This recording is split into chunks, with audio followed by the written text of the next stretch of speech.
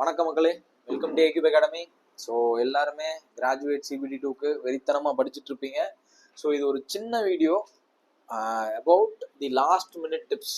நம்ம எக்ஸாமுக்கு ரெடி ஆகிட்டு இருக்கோம் இல்லையா, லாஸ்ட் மினிட்ல நம்மளோட வெற்றியை எதுவும் தடுத்துடக்கூடாது அப்படிங்கிறதுக்காக என்னோட பர்சனல் எக்ஸ்பீரியன்ஸ்ல இருந்து ஒரு சின்ன சின்ன டிப்ஸ் மட்டும் இது உங்களுக்கு யூஸ் ஆகும் நம்பி தான் இதை நான் போடுறேன். ரைட்டா? ஸோ என்னென்னலாம் பண்ணணும், என்னென்னலாம் பண்ணக்கூடாது, அதே மாதிரி உங்கள் எல்லாருக்குமே தெரியும். இப்போது எல்லாருமே நீங்கள் மார்க் டெஸ்ட் மார்க் டெஸ்ட் பார்த்துருப்பீங்க. ஆர்ஆர்பி சிபிடியோட மார்க் டெஸ்ட்டு என்கிட்ட நிறைய பேர் கேட்டது என்னென்னா, சார் கொஸ்டின் மிக்சடு செட்டாக இருக்கு, எப்படி அதை ஸ்மார்ட்டாக அப்ரோச் பண்ணுறது, என்ன பண்ணலாம், நான் என்ன பண்ணேன் அப்படிங்கிறதெல்லாம் நான் ஓரளவுக்கு தெளிவாக சொல்ல ட்ரை பண்ணுறேன். ஸோ கொஞ்சம் உடம்பு சரியில்லை, வாய்ஸ் ஒரு மாதிரி இருக்கலாம், அட்ஜஸ்ட் பண்ணிக்கோங்க. ரைட்டா? ஸோ டேரெக்டாக நான் கண்டென்ட்குள்ளே போயிடுறேன். என்னென்ன பண்ணணும் மெயினாக அப்படின்னா, நீங்கள் இப்போது ப்ரிப்பேர் பண்ணிட்டீங்க, ரைட்? எல்லாமே ப்ரிப்பேர் பண்ணிட்டீங்க, பரீட்சை எழுத போகிறீங்க.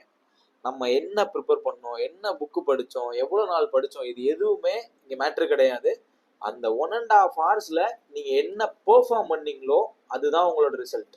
அந்த 1.5 hours தான் உங்களோட வெற்றியை தீர்மானிக்கக்கூடியது, வேற எதுவுமே கிடையாது. நீங்க எந்த புக்கு படிக்கலாம், என்ன வேணா பண்ணலாம். அந்த 1.5 hours நீங்க எப்படி பெர்ஃபார்ம் பண்ணீங்களோ அதுதான் உங்களோட ரிசல்ட். உங்க வெற்றியை தீர்மானிக்கிறது அந்த 1.5 hours தான். எக்ஸாமோட அந்த 1.5 hours தான்.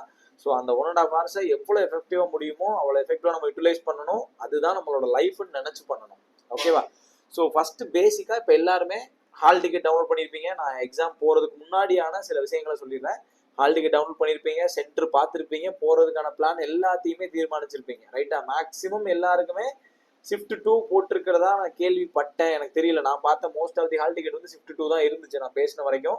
அது ஏன்றதெல்லாம் தெரியல. ஸோ ஷிஃப்ட் 2ன்றதால பிரச்சனை இல்லை, காலைல ஏர்லியா போகணும், அந்த சிக்கல் இருக்காது, மதியம் தான். ஸோ உங்களுக்கு எந்த ஷிஃப்டா இருந்தாலும் பரவாயில்ல. ஸோ ஓகேவா? ஷிஃப்ட் 1 இருக்கட்டும் 2 இருக்கட்டும், எந்த ஷிஃப்டா இருந்தாலும் பரவாயில்ல. உங்களோட கேட் ஓப்பனிங் டைம்ல சென்டர்ல இருங்க. நீங்க உள்ள போங்கன்னு சொல்லல, கேட் ஓப்பனிங் டைம்ல அட்லீஸ்ட் சென்டர் ரீச் பண்ணிருங்க.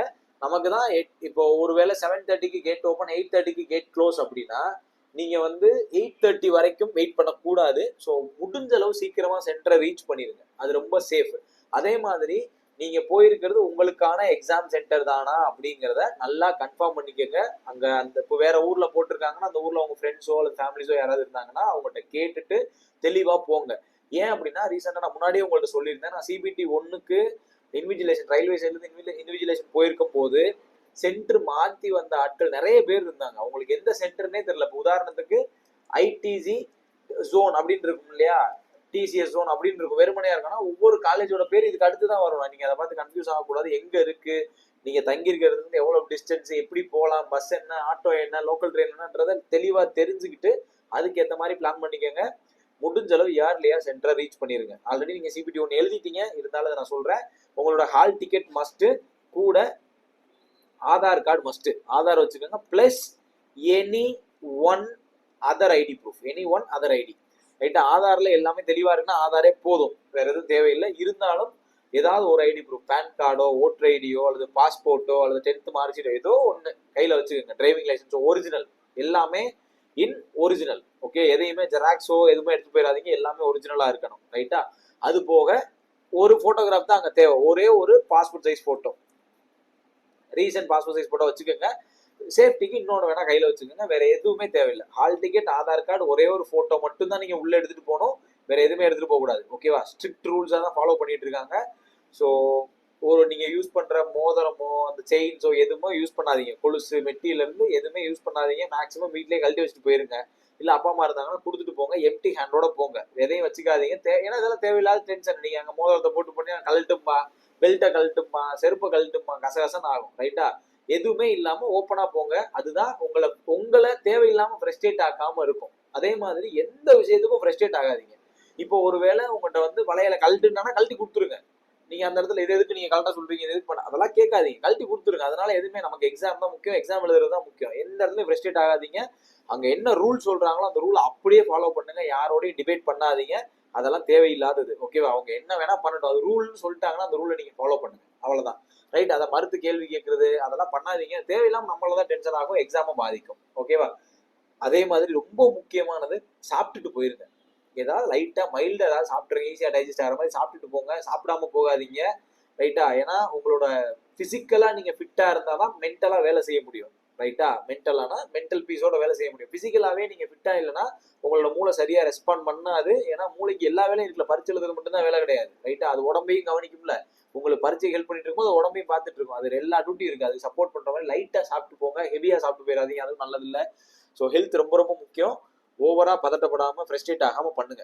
நல்லா சாப்பிட்டு போயிருங்க. இந்த இந்த ஹால் டிக்கெட் இந்த டேட்டாஸை கையில எப்பயுமே வச்சுக்கோங்க. ஹால் டிக்கெட்டோட ஃபர்ஸ்ட் பேஜ் மட்டும் போதும். தேவையில்லாம எல்லா பக்கத்தையும் போட்டோ எடுக்கிறது, கலர் பிரிண்ட் எடுக்கணுமா, அதெல்லாம் தேவையில்லை. நீங்க நார்மல் பிளாக் அண்ட் ஒயிட்ல தெளிவா இருக்கிற மாதிரி எடுத்துட்டு போனா போதும்.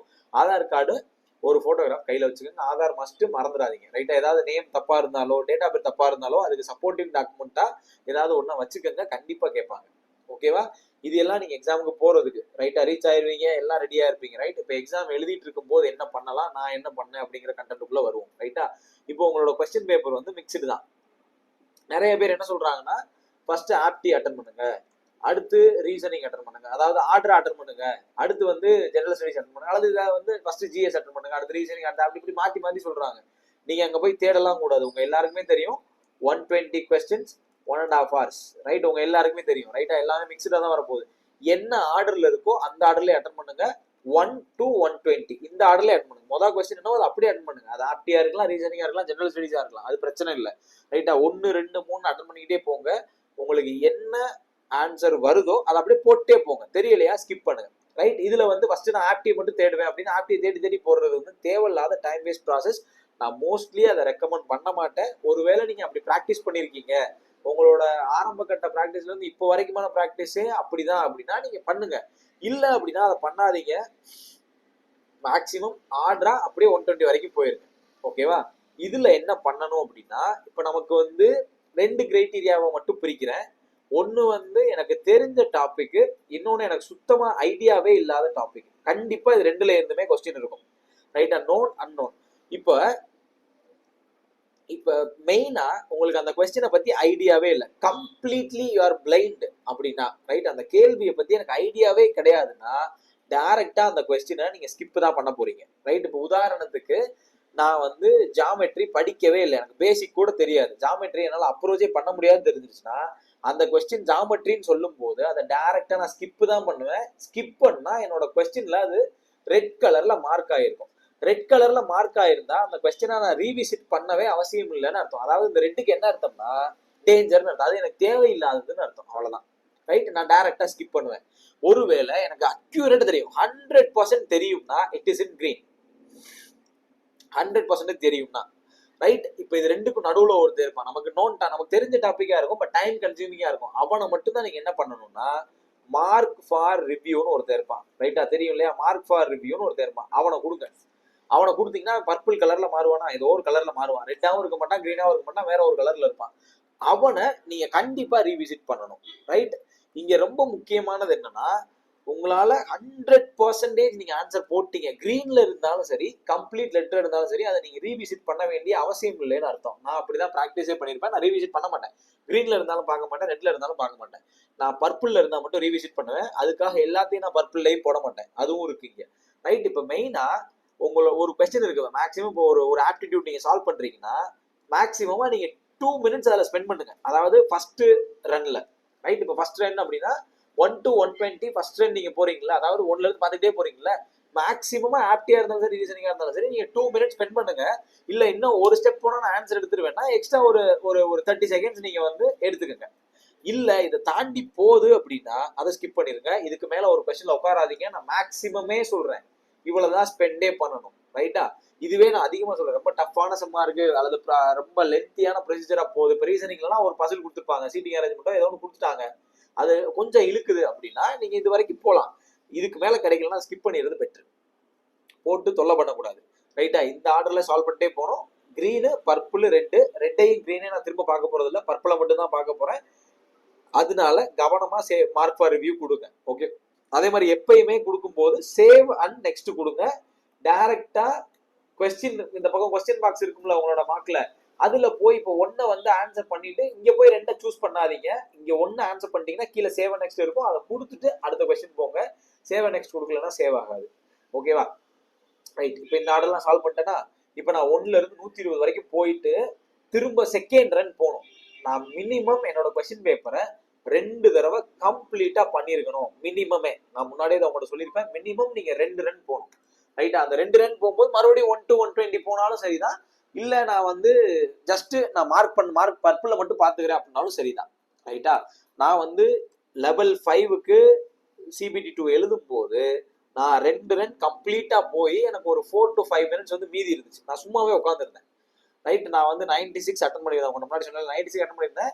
83.67 வந்து என்னோட மார்க். நான் வந்து 5 minutes சும்மாவே உட்காந்துருந்தேன் லெவல் 5ல. ஏன்னா அதுக்கப்புறம் நான் ஆன்சரே பண்ணல, ட்ரை கூட பண்ணல, நான் அப்படியே பிளைண்டா உட்காந்துட்டேன். அவ்வளவுதான். இதுக்கு மேல அந்த 5 நிமிஷத்துல நான் எதையும் ஆன்சர் பண்ணக்கூடாதுன்னே ஃபிக்ஸ் ஆயிட்டேன். ஏன்னா நான் எப்பயுமே உங்கள்கிட்ட சொல்லுவேன் இல்லையா, மேக்ஸிமம் அட்டம் நீங்க 95 to 100 அட்டம் கொடுத்தே ஆகணும். இந்த அட்டம் நீங்க பண்ணணும். அட்டம் வித் 90% அக்யூரசி. ஸோ இப்படி இருக்கும்போது இதுதான் என்னோட டார்கெட்டாகவும் இருந்துச்சு. நீங்களும் இதுதான் டார்கெட்டாக வச்சுக்கணும். நான் முன்னாடி இருந்து சொல்லிட்டே இருக்கேன், மினிமம் 95 to 100 அட்டன் பண்ணுங்க. வித் 90% அக்யூரேசி அட்டன் பண்ணீங்கன்னா you will land at the mark of 85 to 90 மார்க்ல நீங்க வந்து லேண்ட் ஆவீங்க. அதுதான் உங்களோட குட் ஸ்கோரா இருக்கும். கிளியர் பண்றதுக்கான ஹை பாசிபிலிட்டி இருக்கும். ஏன்னா ஒரே டேல எக்ஸாம் நடக்குது. ஸோ நோ நார்மலைசேஷன் கிடையாது. நார்மலைசேஷன் கிடையாதுன்னா என்ன அர்த்தம்? உங்களோட ரா மார்க் தான் ஃபைனல் மார்க். இப்போ ரா மார்க்கே ஹையா இருந்தா மட்டும்தான் உங்களால இதுல நல்ல ஸ்கோர், அதாவது ரா மார்க் ஹையா இருந்தா மட்டும்தான் உங்களால கிளியர் பண்ண முடியும். நார்மலைசேஷன் இருந்துச்சு. இப்போ CBT 1ல பாத்திருப்பீங்க, உங்களோட ரா மார்க் ஒன்று இருக்கும், நார்மலைஸ்ட் மார்க்ல ஒரு 5ல இருந்து 10 மார்க் வரைக்கும் ஹையா இருக்கு. ரைட்? அப்ப அப்படி இருக்கும்போது அது இங்க நடக்காது. அப்ப ரா மார்க்லயே நீங்க கவனமா இருக்கணும். So accuracy matters. இப்போ எனக்கு இன்னும் 5 நிமிஷம் செகண்ட் ரன் போயிட்டேன் சார், இன்னும் 5 நிமிஷம் எனக்கு மீதி இருக்கு, அதுக்காக போய் நான் அட்டன் பண்ணலாமா? அட்டன் பண்ணக்கூடாது. உங்களுக்கு 100% அந்த டாபிக் தெரியாது அப்படின்னா அதை கண்ணை மூடிட்டு விட்டுறது நல்லது. அதை போட்டு சொரியக்கூடாது. ஏன் அப்படின்னா உங்க மூளையே நீங்க அதுக்கு ட்ரெயின் பண்ணியிருந்தாதான் உங்க மூளை அதுக்கு பதில் சொல்லும். ரைட்டா? உங்க மூளையில ரெஜிஸ்டரே ஆகாத ஒரு விஷயத்த உங்களால ரீஜென்ரேட் பண்ணவே முடியாது. ரெஜிஸ்டர் ஆன ஒரு விஷயத்த தான் ரீஜென்ரேட் பண்ண முடியும். இப்போ உதாரணத்துக்கு 2 டாபிக் எடுத்துக்கிறோம். இப்போ நான் வந்து சிம்பிளிஃபிகேஷன் படிச்சிருக்கேன், ஜாமெட்ரி படிக்கவே இல்லை. ரைட்டா? அப்ப சிம்பிளிஃபிகேஷன் ஒரு கொஸ்டின் கேட்கப்படுது அப்படின்னா உங்க மூளை அதை ரீஜென்ரேட் பண்ணி உங்களோட கொடுக்கும். அதுதான் உங்க மூளையோட வேலை. ஆனா ஜாமெட்ரி நீங்க படிக்கவே இல்லை, உங்க மூளையில அது ஸ்டோரே ஆகல, அப்புறம் அது எங்க இருந்து அந்த டேட்டா எடுத்துட்டு வரும்? அப்போ இது எனக்கு தெரியலைன்னா அது கம்ப்ளீட்டா ஸ்கிப். அவ்வளவுதான். அது என்ன டாபிக்கா வேணா இருக்கலாம், ரீசனிங்கா இருக்கட்டும், ஜென்ரல் ஸ்டடிஸ். இப்போ ஜென்ரல் ஸ்டடிஸ்னா நான் சயின்ஸ் படிக்கவே இல்லை, சயின்ஸோட பேசிக் கூட எனக்கு தெரியாதுன்னா சயின்ஸ் என்னால ரீஜென்ரேட் பண்ணவே முடியாது. சயின்ஸ் நான் ஸ்கிப் தான் பண்ணணும். அவ்வளவுதான். இங்க ஸ்கிப் பண்றதை பத்தி நம்ம கவலைப்படக்கூடாது. ஜஸ்ட் என்ன எனக்கு தெரியுமோ அதை நான் தெளிவா பண்ணணும். அவ்வளவுதான். ஓகேவா? நீங்க போய் உட்காடுறீங்க, எக்ஸாம் ஸ்டார்ட் ஆகுது, ஒரு ரன் 1ல இருந்து 120 வரைக்கும் எதெல்லாம் ஷோர் ஷாட்டோ அதெல்லாம் போடுங்க. அடுத்த செகண்ட் ரன் கம்ப்ளீட்டா கோ த்ரூ பண்ணுங்க. 2 ரன்னாவது நீங்க போகணும். அந்த அளவுக்கு ஃபாஸ்டா பண்ணுங்க. 2 மினிட்டுக்கு மேல ஒரு கொஸ்டின்ல உட்காராதீங்க. அது மிகப்பெரிய தப்பு. உங்களுக்கு தெரிஞ்ச டாபிக்கா இருந்தா கூட ஜஸ்ட் ஸ்கிப் பண்ணுங்க. ரைட்டா? இப்போ கொஸ்டினை வாசிக்கும் போதே தெரிஞ்சிருக்கும்ல அது நம்ம படிச்சிருக்கோமா இல்லையான்னு. படிக்கலையா ஸ்கிப், படிச்சிருந்தா ஆன்சர் போட ட்ரை பண்ணுங்க. ஆசிலேஷன்ல இருந்துச்சு, இப்போ ஏவா பியான் ஆசிலேஷனா இருக்குன்னா பர்பிள்ல வச்சுட்டு, அதாவது மார்க் ஃபார் ரிவ்யூல வச்சுட்டு தென் லேட்டரா வந்து அதை ரிவிசிட் பண்ணி ஆன்சர் போடுங்க. ஓகேவா? மேக்சிமம் எல்லாருமே சொல்றதுதான், மேக்சிமம் உங்களுக்கு எது ஃபர்ஸ்ட் ஸ்ட்ரைக் ஆகுதோ 99% அதுதான் ஆன்சர். ரைட்டா? நீ ஆப்ஷனை பார்த்து கன்ஃபியூஸ் ஆகக்கூடாது. இப்போ ஒரு கொஸ்டினை வாசிக்கிறீங்க, டக்குன்னு ஒன்று ஸ்ட்ரைக் ஆகும், அதுதான் உங்களோட ஆன்சர். நீங்க போய் ஆப்ஷனை பார்த்துட்டீங்கன்னா கன்ஃபியூஸ் ஆயிடுவீங்க. ஏன்னா உங்க மூளையில எல்லாமே ரெஜிஸ்டர் ஆயிருக்கும். அப்ப இதுவா அதுவும் அதை படிச்சமே எதை படிச்சமே கன்ஃபியூஸ் ஆகும் போது இட் லீட்ஸ் டு நெகட்டிவ். அதனால பார்த்ததும் அந்த கேள்வியை வாசிக்கிறீங்க, உங்களுக்கு ஒன்று ஸ்ட்ரைக் ஆகும், அதுதான் 90% ஆன்சரா இருக்கும். ஸோ ஆப்ஷனை பார்த்து ரொம்ப கன்ஃபியூஸ் ஆகாதீங்க. ஒருவேளை உங்க மூளை ரீஜென்ரேட் பண்ணி கொடுக்கலன்னா அதை என்ன பண்ணணும்? ஸ்கிப் பண்ணணும். அவ்வளவுதான். இது எல்லாம் 2 ரன்ல பண்ணி முடிக்கிறீங்க. 95க்கு மேல அட்டன் பண்றீங்க, 90% அக்யூரேசில கிளியர் பண்றீங்க. இதுதான் நம்ம பண்ண போறோம். இதுதான் நான் பண்ணேன். ரைட்டா?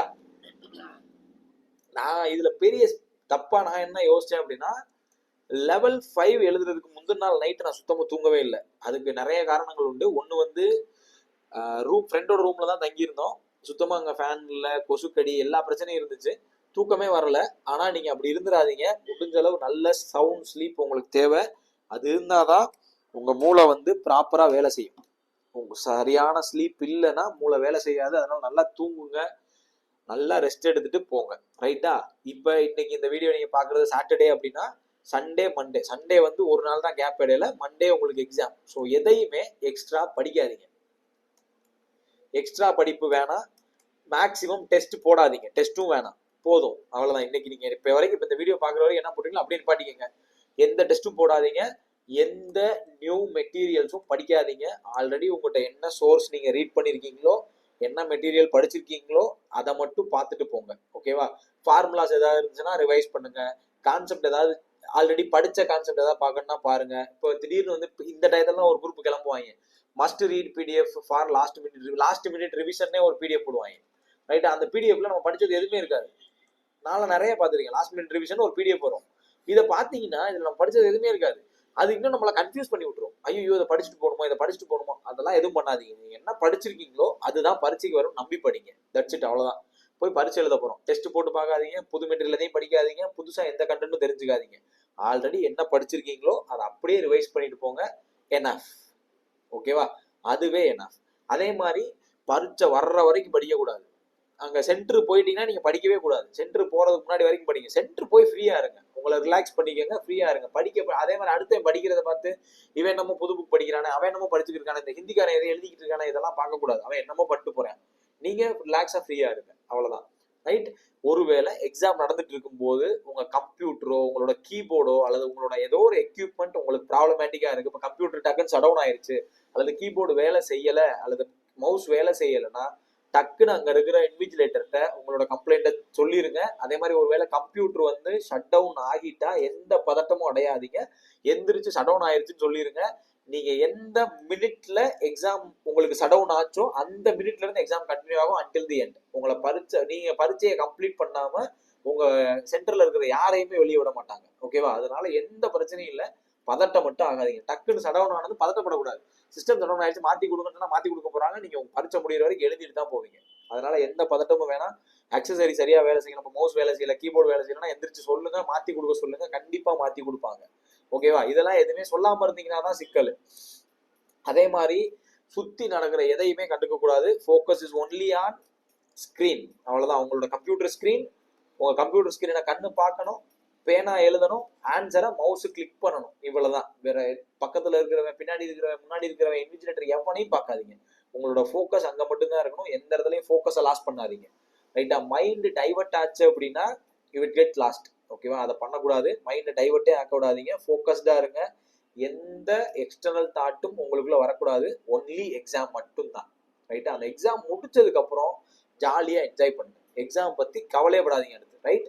இப்ப நீங்க எழுதி முடிக்கிறீங்க, 1.5 hours முடிஞ்சிருச்சு, எக்ஸாம் சப்மிட் ஆயிருச்சு, அவ்வளவுதான். இதுக்கப்புறம் அந்த எக்ஸாம் டச்சே பண்ண முடியாதுன்னா அவ்வளவுதான். அங்க இருந்து ரிலாக்ஸ் ஆக ஆரம்பிக்கிற ஆள் தான் நீங்க. அடுத்து இந்த கொஸ்டின் கேட்டிருந்தானே, அந்த கொஸ்டின் கேட்டிருந்தானே, இதுக்கு என்ன பதில், அதுக்கு என்ன பதில், எதையுமே தேடாதீங்க. ஓகேவா? ஜாலியா நல்லா போய் சாப்பிடுங்க, ஊருக்கு கிளம்பி போகணுமா போங்க, நல்லா ரெஸ்ட் எடுங்க, தூங்குங்க, படத்துக்கு போறீங்களா போங்க, என்ஜாய் பண்ணுங்க. ரைட்? அடுத்து ஒரு 2-3 நாளைக்கு நல்லா ரிலாக்ஸ் ஆகுங்க. உடம்பும் சரி மனசும் சரி ரிலாக்ஸ் ஆகிற அளவுக்கு இருக்கு. ஆனா எக்ஸாம் எழுதும் போது focus only on the exam, அவ்வளவுதான். வேற எந்த எக்ஸ்டர்னல் தாட்டும் இல்லை. அப்படிதான் இருக்கணும். ரைட்டா? ஸோ இப்படிதான் நீங்க அப்ரோச் பண்ண போறீங்க. கொஸ்டினை 1ல இருந்து 120 வரைக்கும் அப்ரோச் பண்ணுங்க. தெரிஞ்ச கொஸ்டினா சால்வ் பண்ணிட்டு போங்க. தெரியலையா ஸ்கிப் பண்ணுங்க. கம்ப்ளீட்டா தெரியல ஸ்கிப் பண்ணிருங்க. ஓரளவுக்கு தெரிஞ்ச டாபிக்னா மார்க் ஃபார் ரிவ்யூ கொடுங்க. ஓகேவா? ரைட்? சுத்தி நடக்கிற எந்த தாட்ஸை பத்தியும் கவலைப்படாதீங்க. முடிஞ்ச அளவு சென்டரை சீக்கிரமா ரீச் பண்ணுங்க. உங்க சென்டர் தானான்றத 1க்கு 2 தடவை கன்ஃபார்ம் பண்ணிக்கோங்க. இதெல்லாம் நான் ஃபேஸ் பண்ணது. ஓகே, ஏன்னா எக்ஸாம் இன்விஜிலேட்டர் நான் தப்பா போனது கிடையாது. இன்னொன்று ரொம்ப முக்கியமா சொல்ல நினைச்சேன், ரொம்ப சிம்பிளான ட்ரெஸ்ஸஸ் வேர் பண்ணிட்டு போங்க. 7 பாக்கெட் 10 பாக்கெட் வச்ச பேண்ட், நல்ல டைட்டான ஷூ, இதெல்லாம் போட்டு போகாதீங்க. சிம்பிளான ட்ரெஸ்ல போங்க. ஏன்னா அவன் செக் பண்ணா அப்படின்னா ஒன்னொன்னா செக் பண்ணிட்டு இருப்பான். அது என்ன இது என்னன்னு கேள்வி கேட்டே இருப்பான். அதெல்லாம் பண்ணாதீங்க. சிம்பிளான காஸ்டியூம்ல போங்க. ரொம்ப காம்ப்ளிகேட்டடான காஸ்டியூம், காம்ப்ளிகேட்டடான ஆர்னமெண்ட்ஸ் எல்லாம் வேர் பண்ணாதீங்க. அதெல்லாம் அவாய்ட் பண்ணுங்க. அங்க போய் தேவையில்லாத ப்ரெஷர் இல்லாம போய் பரிச்சு எழுதுங்க. ஓகேவா? ரைட்? ஸோ நல்லா பண்ணுங்க, கான்ஃபிடென்ட்டா பண்ணுங்க. கண்டிப்பா கிளியர் பண்றோம். ஓகேவா? அடுத்து நம்ம மண்டே ஒரு வீடியோல மீட் பண்ண போறோம். எக்ஸாம் எப்படி வந்துச்சு எல்லாமே. ரைட்? அதுல இன்னும் டீட்டெயிலா எக்ஸாம் பத்தி பேசுவோம். சரியா? இது ஜஸ்ட் எக்ஸாம் எப்படி அப்ரோச் பண்ணணும் அப்படிங்கறத பத்தி மட்டும்தான். இதுல நான் சொன்னது போக ஏதாவது டவுட் இருந்துச்சு அப்படின்னா தெரியப்படுத்துங்க. எப்பயுமே நம்ம தான் ஜெயிப்போம். உங்க எல்லாருக்குமே ஆல் தி பெஸ்ட். வெற்றி நமதே தான், மாற்றமே கிடையாது. வெற்றி நம்ம வந்து சேரும். கண்டிப்பா நீங்க எல்லாரும் சீக்கிரமா ரயில்வேல என்னைய மாதிரியே ஜாயின் பண்ணி வேலை பார்ப்பீங்கன்னு நம்புறேன். ஏதாவது டவுட் இருந்துச்சுன்னா கமெண்ட்ல போடுங்க. இல்ல டெலிகிராம்ல என்ன பேசணும்னு நினைச்சீங்கன்னா லிங்க் டிஸ்கிரிப்ஷன்ல இருக்கும், பேசலாம். வேற ஏதாவது டவுட் இருந்துச்சுனாலும் என்ன தாராளமா கேளுங்க. நெக்ஸ்ட் வீடியோ மண்டேல மீட் பண்ணுவோம். இடையில வீடியோ இருக்காது. மண்டே கண்டிப்பா நம்ம இந்த எக்ஸாம் எப்படி இருந்துச்சுன்றதை பத்தி பேசுவோம். எல்லாரும் எக்ஸாம் நல்லா பண்ணிட்டு வாங்க. All the best. தேங்க்யூ.